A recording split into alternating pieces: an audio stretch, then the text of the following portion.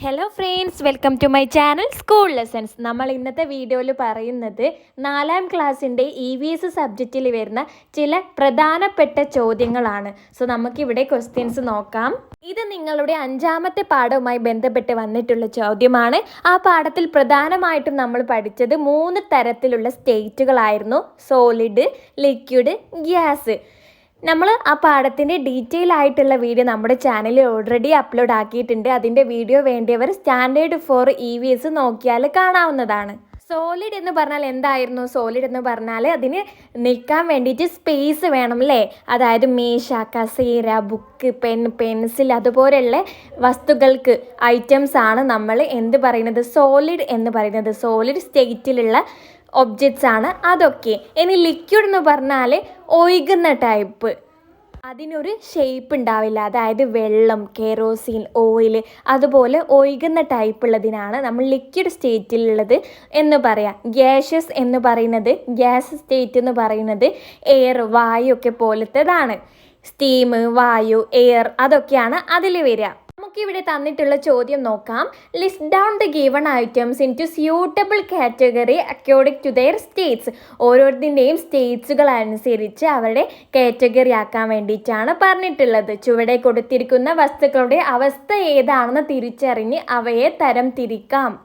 ഏത് അവസ്ഥയിലുള്ളതാണ്? ഗരം. പെട്രോൾ എന്താണ്? ഒഴുകുന്ന ടൈപ്പ് അല്ലേ? ഫ്ലോ ചെയ്യുന്ന ടൈപ്പ് അല്ലേ? ലിക്വിഡാണ്. പെട്രോള് ലിക്വിഡാണ്, ദ്രാവകം ആണ്. ഓയിലും എന്താണ്? ദ്രാവകത്തിൽ, ലിക്വിഡിൽ വരുന്നതാണ്. ഇനി സ്റ്റീം നീരാവി എന്താണ്? ഗ്യാസ് ഫോമിലുള്ളതാണ്, അതായത് വാതകമാണ്. ഇനി എയറും വാതകമാണ്, വായു വാതകമാണ്, ഗ്യാസ് ഫോമിലാണ് വരുന്നത്. ചോക്ക് എന്താണ്? സോളിഡ് സ്റ്റേറ്റ്, ഗരം ആണ്. കെറോസിൻ എന്താണ്? ഒഴുകുന്ന ടൈപ്പ് അല്ലേ? അതേതാണ്? ലിക്വിഡ്, ദ്രാവകമാണ്. പെൻസിൽ എന്താണ്? അതിന് നിൽക്കാൻ വേണ്ടിയിട്ട് ഒരു സ്പേസ് വേണം അല്ലേ? പെൻസിൽ എന്താണ്? ഒരു സോളിഡ് ഫോമിലുള്ളതാണ്. സോളിഡ് ഫോം എന്ന് പറഞ്ഞാൽ ഗരം. ടേബിളിലാക്കിയിട്ട് എഴുതിയിട്ടുണ്ട്. സോളിഡിൽ വരുന്നത് ബ്രിക്ക്, ചോക്ക്, പെൻസിൽ. ലിക്വിഡിൽ വരുന്നത് പെട്രോളും ഓയിലുമാണ്. ഗ്യാസിൽ വരുന്നത് സ്റ്റീം, എയർ ആണ്. ഇതേപോലത്തെ മറ്റൊരു ക്വസ്റ്റ്യൻ കൂടി നോക്കാം. ഉപജില്ലാ ശാസ്ത്രമേളയ്ക്ക് രാഹുൽ തയ്യാറാക്കിയ ചാർട്ടിലെ കുറച്ച് വസ്തുക്കളാണ് ചുവടെ കൊടുത്തിരിക്കുന്നത്. സോ രാഹുൽ സയൻസ് ഫെയറിന് അവന് പ്രിപ്പയർ ചെയ്ത ചാർട്ടിൽ എഴുതിയിട്ടുള്ള തിങ്സ് ആണ് ഇവിടെ തന്നിട്ടുള്ളത്. ഇതിനെ നിങ്ങൾ ഇതിൻ്റെ ഏതൊക്കെ സ്റ്റേറ്റിലാണ് ഇത് വരുന്നതെന്ന് അനുസരിച്ചിട്ട് നിങ്ങൾ കാറ്റഗറൈസ് ചെയ്യണം. ആദ്യത്തെ ഐറ്റം വരുന്നത് വെള്ളം, വാട്ടർ ആണ്. വാട്ടർ എന്ന് പറയുന്നത് ഏത് ഫോമിൽ വരുന്നതാണ്? നമുക്കറിയാം, അതൊരു ഒഴുകുന്ന ടൈപ്പാണ്. സോ അതൊരു ലിക്വിഡ്, ദ്രാവകമാണ്. ഇനി ദ്രാവകം വരുന്നത് ഏതൊക്കെയുണ്ടെന്ന് നോക്കിക്കേ. കല്ലല്ല, നീരാവില്ല. മോരും ഒരു ലിക്വിഡാണ്.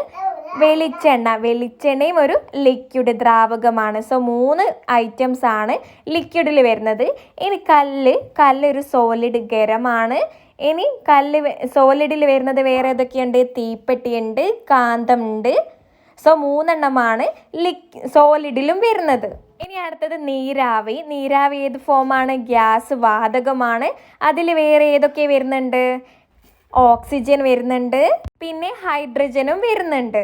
സോ ഇത് നല്ലോണം പഠിച്ചിരിക്കുക. ഇതൊരു ഇമ്പോർട്ടൻ്റ് ആയിട്ടുള്ളൊരു ക്വസ്റ്റ്യൻ ആണ്. നമ്മൾ ഈ പറഞ്ഞ കാര്യങ്ങൾ ഇവിടെ ടേബിളിലാക്കിയിട്ട് കാറ്റഗറൈസ് ചെയ്ത് തരം തിരിച്ച് എഴുതിയിട്ടുണ്ട്. സോ ഈ ഒരു ഭാഗത്ത് നിന്ന് ക്വസ്റ്റ്യൻ വന്നാൽ നിങ്ങൾ ആരും തന്നെ മാർക്ക് മിസ് ഔട്ട് ആക്കരുത്. അടുത്ത ക്വസ്റ്റ്യൻ ശ്രദ്ധിച്ചേ. ഇവിടെ വരച്ച് യോജിപ്പിക്കുക. മാച്ച് ദ ഫോളോയിങ് ആണ് തന്നിട്ടുള്ളത്.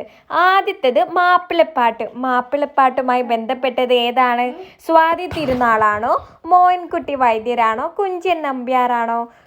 നമുക്കറിയാം, നമ്മൾ പഠിച്ചിട്ടുണ്ട്. മാപ്പിളപ്പാട്ട് മോയിൻകുട്ടി വൈദ്യരുമായി റിലേറ്റ് ചെയ്തതാണ്. സോ നിങ്ങൾ മാപ്പിളപ്പാട്ട് മോയിൻകുട്ടി വൈദ്യരിലേക്ക് മാച്ച് ചെയ്ത് വരയ്ക്കുക.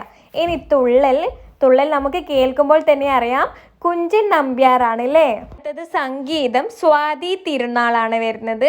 സോ ഇങ്ങനത്തെ മേച്ച് ദ ഫോളോയിങ് ടൈപ്പിലത്തെ ക്വസ്റ്റ്യൻസ് നിങ്ങൾക്ക് എക്സാമിന് പ്രതീക്ഷിക്കാവുന്നതാണ്. അടുത്ത ക്വസ്റ്റ്യൻ നിങ്ങൾക്ക് കുറച്ച് ഓപ്ഷൻസ് തന്നിട്ടുണ്ട്. ഇതിലേതാണ് ദേശാടന പക്ഷി എന്നാണ് ചോദിച്ചിട്ടുള്ളത്. ഓപ്ഷൻസ്: ക്രോ, ഗോൾഡൻ ഒറിയോൾ, ഈഗിൾ, പാരറ്റ് ആണ് തന്നിട്ടുള്ളത്. ഇവിടെ നമ്മൾ കാണേണ്ടത് മൈഗ്രേറ്ററി ബേർഡാണ്. എന്തിനു വേണ്ടിയിട്ടാണ് മൈഗ്രേഷൻ നടത്തുന്നതെന്നൊക്കെ നമ്മൾ പഠിച്ചിട്ടുള്ളതാണ്. ക്ലൈമറ്റ് ചേഞ്ച് കാരണം ദേശാടനം നടത്തുന്നതായിരിക്കാം. അങ്ങനെ നമ്മൾ കുറച്ച് റീസൺസ് പറഞ്ഞിട്ടുള്ളതാണ്. ഇവിടെ എന്തായാലും ക്രോയും പാരറ്റും തത്തയും കാക്കയും ഒന്നും എന്ത് തന്നെയല്ല, മൈഗ്രേറ്ററി ബേർഡ് അല്ല. ഇനി ഈഗിളും അല്ല. ഇവിടെ ആൻസർ വരുന്നത് മഞ്ഞക്കിളി, ഗോൾഡൻ ഒറിയോൾ ആണ് വരുന്നത്. അടുത്ത question, look at the picture. താഴെ തന്നിട്ടുള്ള ചിത്രം നോക്കൂ. Write the names of art form as heading and note down its features. ഈ നിങ്ങൾക്ക് തന്നിട്ടുള്ള ഈ ഒരു കലാരൂപത്തിൻ്റെ പേര് ഹെഡിങ് തലക്കെട്ടായിട്ട് കൊടുത്തിട്ട് അതിൻ്റെ ഫീച്ചേഴ്സ്, പ്രത്യേകതകൾ താഴെ എഴുതാനാണ്, പോയിന്റ്സ് ആക്കി എഴുതാനാണ് പറഞ്ഞിട്ടുള്ളത്. ഇത് ഏത് ആർട്ട് ഫോമാണ്? തുള്ളലാണല്ലേ. നമ്മൾ മാച്ച് ദ ഫോളോയിലും പഠിച്ചിട്ടുള്ളതാണ്. തുഞ്ചൽ ആരാണ് ഫൗണ്ട് ചെയ്തത്?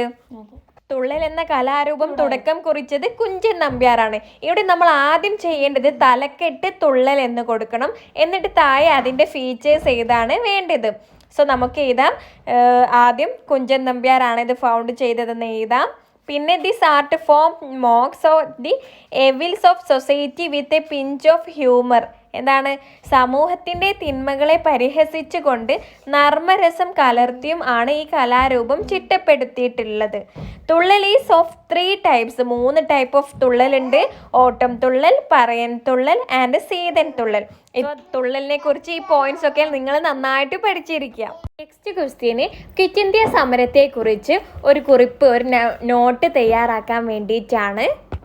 ഇന്ത്യയിൽ നടന്ന പ്രധാനപ്പെട്ട സമരങ്ങളിൽ ഒന്നായിരുന്നു ക്വിറ്റ് ഇന്ത്യ സമരം എന്ന് പറയുന്നത്. അത് നമ്മുടെ അവസാന കാലഘട്ടത്തിലേക്ക് നടന്നൊരു സമരമാണ്. സ്വാതന്ത്ര്യത്തോടനുബന്ധിച്ച് സ്വാതന്ത്ര്യത്തിന് വേണ്ടി, ബ്രിട്ടീഷിൽ നിന്നും ഇന്ത്യക്കാരുടെ സ്വാതന്ത്ര്യത്തിന് വേണ്ടിയിട്ട് നടന്ന, ഫ്രീഡത്തിന് വേണ്ടിയിട്ട് നടന്നൊരു സമരമായിരുന്നു ഇത്. ക്വിറ്റ് ഇന്ത്യ, ഇന്ത്യ വിടുക എന്നതായിരുന്നു നമ്മുടെ ഈ ഒരു സമരത്തിൻ്റെ മുദ്രാവാക്യം എന്ന് പറയുന്നത്. ഈ ഒരു മുദ്രാവാക്യം സമരത്തിന് വല്ലാത്ത ആവേശം തന്നെയാണ് നൽകിയിട്ടുള്ളത്. 1942 ജവഹർലാൽ നെഹ്റു ബോംബെയിൽ വെച്ച് നടന്ന ഒരു സമരത്തിൽ വെച്ചിട്ടാണ് നെഹ്റു ഇതിൻ്റെ പ്രമേയം, ഈ ഒരു സമരത്തിൻ്റെ പ്രമേയം പാസ്സാക്കുന്നത്. അങ്ങനെ അതിനോടനുബന്ധിച്ച് അതിനുശേഷം ഗാന്ധിജിയുടെ നേതൃത്വത്തിലാണ് ഈ ഒരു സമരം ആഹ്വാനം ചെയ്യുന്നത്. ഒരു സമരത്തിൽ എല്ലാ ആൾക്കാരും തന്നെ പങ്കെടുത്തിട്ടുണ്ട്. വൃദ്ധരും, സ്ത്രീകളും, ആളുകളും, കുട്ടികളും, അങ്ങനെ തുടങ്ങിയ എല്ലാ ആളുകളും തന്നെ ഈ ഒരു സമരത്തിന് പ്രധാനമായിട്ടും പങ്കുവഹിച്ചിട്ടുണ്ട്.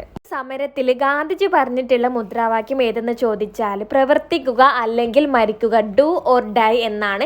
ഈ ഒരു മുദ്രാവാക്യം ഏതുമായി ബന്ധപ്പെട്ടിട്ടുള്ളതാണെന്ന് വൺ വേർഡ് ആയിട്ട് ചോദ്യം ചോദിച്ചാൽ നിങ്ങൾക്ക് എന്ത് എഴുതാം? ക്വിറ്റ് ഇന്ത്യ ആണ്. ക്വിറ്റ് ഇന്ത്യയുടെ വർഷം എന്ന് വരുന്നത് 1942. ഇന്ത്യ കണ്ട ഏറ്റവും വലിയ സമരത്തിൽ ഒന്നായിരുന്നു ക്വിറ്റ് ഇന്ത്യ സമരം എന്ന് പറയുന്നത്. ഈ ഒരു സമരത്തിൻ്റെ ഓർമ്മയ്ക്കായിട്ട് എല്ലാ വർഷവും ആഗസ്റ്റ് 9 ക്വിറ്റ് ഇന്ത്യ ഡേ ആയിട്ട് നമ്മൾ ആചരിക്കുന്നുണ്ട്. സോ ക്വിറ്റ് ഇന്ത്യയുമായി ബന്ധപ്പെട്ടുള്ള കുറച്ച് പോയിന്റ്സ് ഇവിടെ തന്നിട്ടുണ്ട്. നിങ്ങൾ നന്നായിട്ട് വായിക്കുക. കുറച്ച് പോയിന്റ്സ് നിങ്ങൾക്ക് ഒരു നോട്ട് എഴുതാൻ പറ്റിയിട്ടുള്ളതൊക്കെ നിങ്ങൾ നന്നായിട്ട് വായിച്ച് പഠിച്ചു വെക്കുക. നമ്മൾ ഇത്രയും ക്വസ്റ്റ്യൻസ് ആണ് ഈ വീഡിയോയിൽ ഡിസ്കസ് ആക്കുന്നത്. നെക്സ്റ്റ് പാർട്ട് 2 ആയിട്ട് അടുത്ത വീഡിയോയിൽ കാണാം. സോ നമ്മുടെ ചാനൽ ഇതുവരെ സബ്സ്ക്രൈബ് ചെയ്യാതെയാണ് നിങ്ങൾ കാണുന്നതെങ്കിൽ ഇപ്പോൾ തന്നെ സബ്സ്ക്രൈബ് ആക്കി സപ്പോർട്ടാക്കുക. ഈ വീഡിയോ നിങ്ങൾ ഇഷ്ടമായാൽ നിങ്ങൾ ലൈക്ക് ചെയ്യാനും മറക്കരുത്. So that's all. Thank you friends.